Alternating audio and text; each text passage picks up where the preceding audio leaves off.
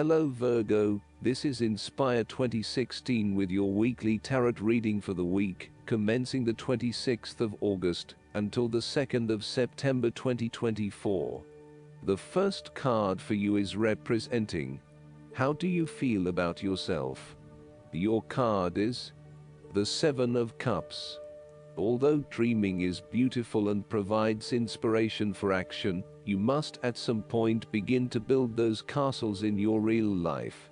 A choice must be made, even though the apparent multiplicity of options seems to paralyze you with either fear or excessive anticipation.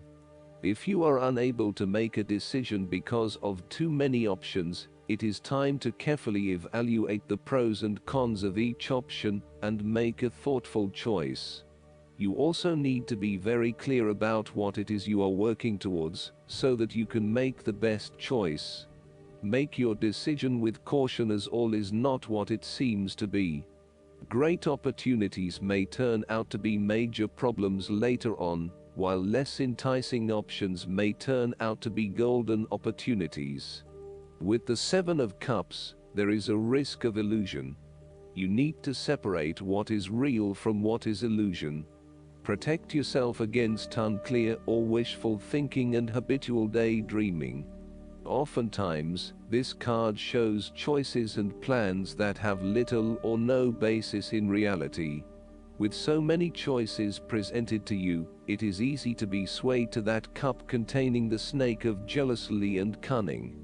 Since this card is from the suit of cups, the temptation is likely to be sexual or emotional in nature, the one-night stand, the extramarital affair, and all those other things that seem innocent and pleasurable at the time they are undertaken.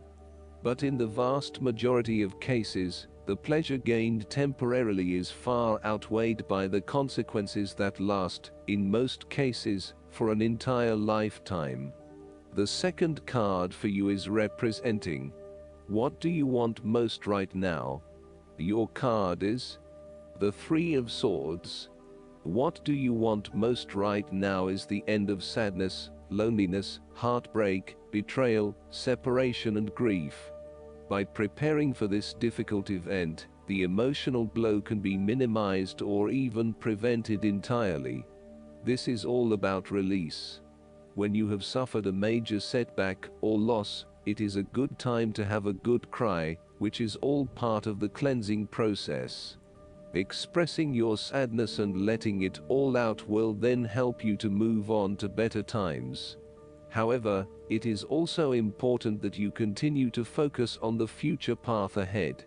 There can be a risk that you may become overly absorbed in the loss and the surrounding emotions that you lose sight of the need to just let go and move on.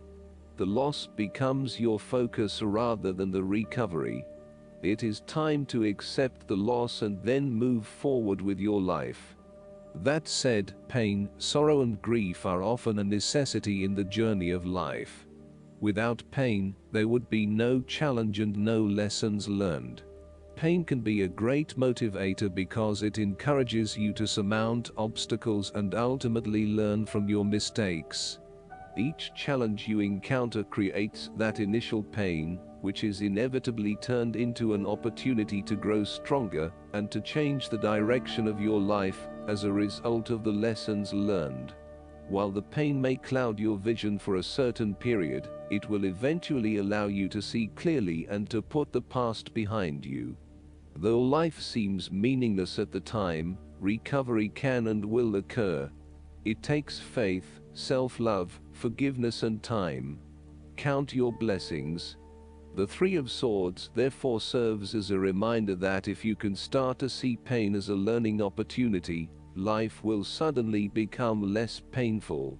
You need to really get in touch with pain and sorrow.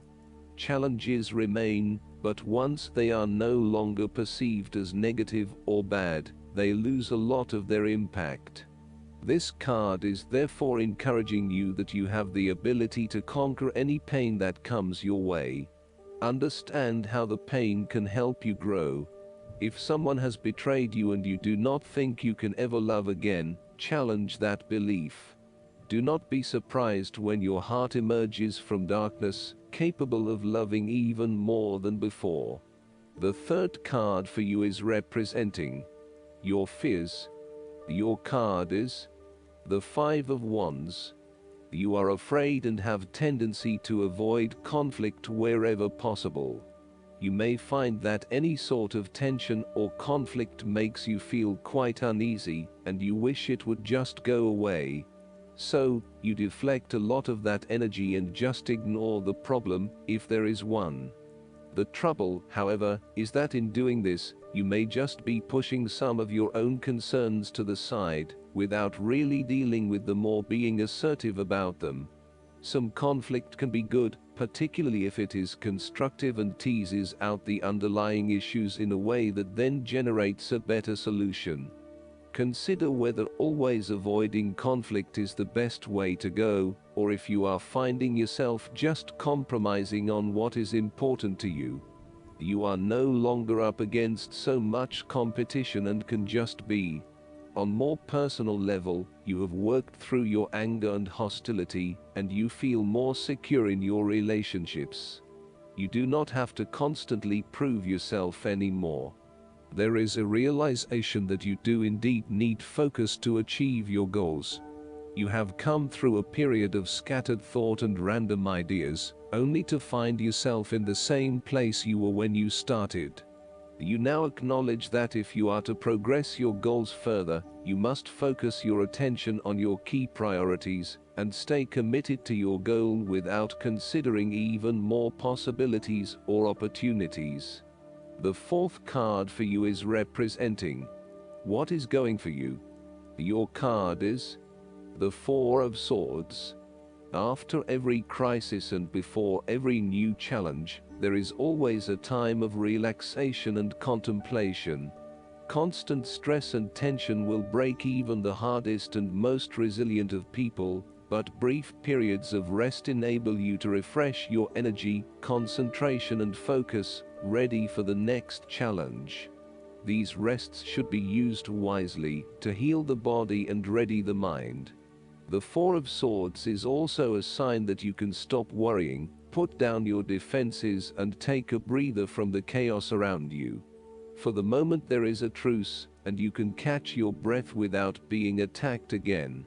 However, bear in mind that a truce and peace are not the same thing. The Four of Swords is a guarantee that challenges will return to your life as soon as you are ready to face them, so make the most of the stillness and quiet you have earned, but never lose sight of the fact that the battle is not yet over, and that there is still work to be done.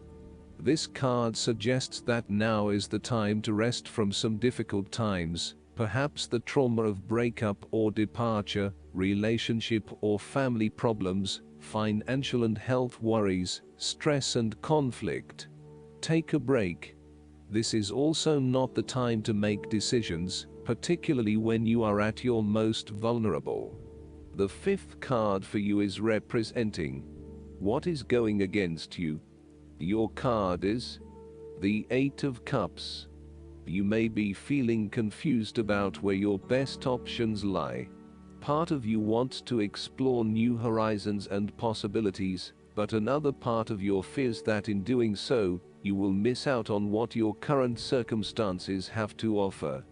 The Eight of Cups also represents knowing when to walk away from a situation that is ultimately not working for you. Even though there are some fundamental issues that have not been resolved, you know that no matter how hard you try, these will probably never be resolved. It hurts you to have to walk away with this lack of closure, but you know this is what is needed right now. Sometimes, however, there may be a lack of commitment to walking away, whereby one day you are ready to leave, and by the next day you are having doubts and wanting to stay. The Eight of Cups can reflect hopeless, aimless drifting from one place to the next, by someone who cannot stand to be confined to just one setting, or someone who never quite fits in. You may fear intimacy and have difficulty making and keeping your commitments. When things become too difficult, you quickly escape and leave behind your troubles, rather than dealing with them head on. The last card for you is representing the likely outcome that you may have. Your card is the Two of Wands. You have been able to take your idea and turn it into a feasible plan that you know will lead to your success. It is no longer just an idea, but you now have a plan in place to ensure that your idea is carried out as you had intended. The Two of Wands is also about discovery, particularly as you step outside of your comfort zone and explore new worlds and new experiences. It may take some courage to take the first step, but this card gives you the confidence of self-knowledge. You know what your goal is, what your creative process is directing for you, and you are confident in its eventual fulfillment. The Two of Wands indicates that you will begin to consider your longer-term goals and aspirations, and will plan ahead for what you need to do to achieve these goals. You have already come so far, but now you feel it is ready for a change, this time with your long-term future in mind. You may be considering overseas travel, further education, or a major career change at this point, in order to expand your learning and development, and to grow your horizons beyond your immediate environment. With careful planning and a moderated approach, you will set yourself up for success in the future. The twos in tarot often represent decisions of some sort. In the case of the Two of Wands, you are making a decision between sticking with what you know, or expanding your horizons and taking a risk. You know that the world has to offer you something bigger or more meaningful, yet you are also aware that in order to maximize on this opportunity, you must leave your familiar grounds. Even though you have already invested a lot into your current circumstances, for you to be able to grow and to maximize your potential, it is imperative that you step out into a new world and explore your options. This card shows the patience and focus of your intent. You have got the ball rolling and have started out on your journey, so now it is time to patiently wait for your rewards and watch as your ideas begin to materialize. Last but not least, the guidance card for you is the Ego. The angels want you to know that the entrapment you are feeling isn't real. This card indicates that a lot of your feelings are stemming from anxieties that aren't based in reality. So, give your fears to God and the angels, and ask for their help in adopting a more positive perspective on this situation. This card also indicates that you are focused upon the material things in life. Heaven acknowledges that you, like everyone, have physical needs. However, your attention to the accumulation of possessions is out of balance. Reassess why you want to acquire these items. Perhaps you are trying to fill an emotional void, which material objects could never do.